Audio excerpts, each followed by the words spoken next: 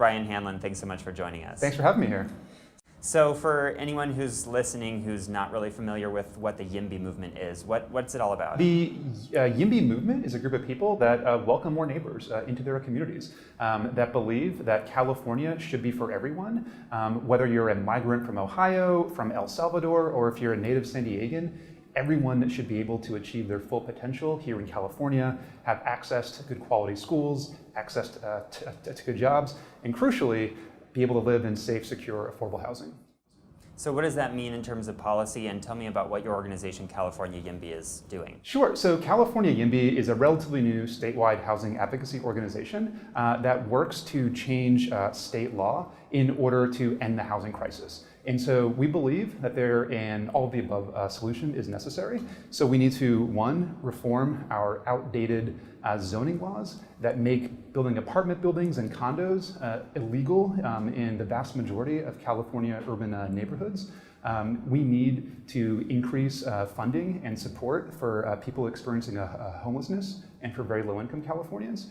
We need to reform the housing approval process, which right now you might think that if a person who wants to build, say, a 4-unit building, it complies with all the local rules and they submit it, well, that could be the beginning of a years-long process. And that makes housing much, much more expensive to build, and we just get a lot less of it.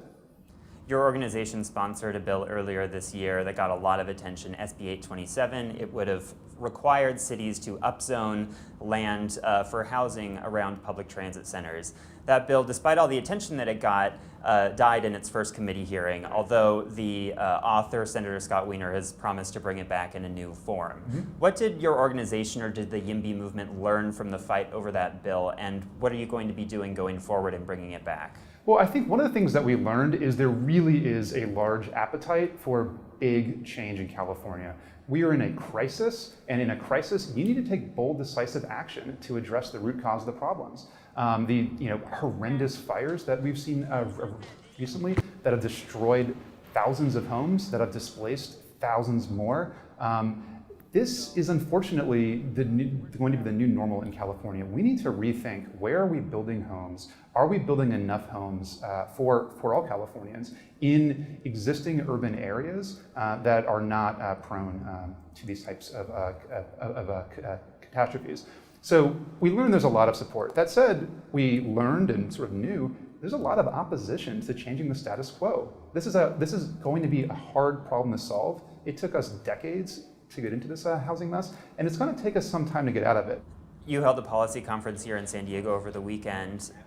Is this something that your organization wants to do more of, more local organizing? One, absolutely, but we want to make sure that we're working with and empowering any existing local YIMBY organizations that might be there. So for instance, here in San Diego, we partnered with the San Diego YIMBY Dems. So this was our third policy conference, and the point of them is really to get feedback from YIMBYs throughout the state, better understand the issues that are confronting their communities.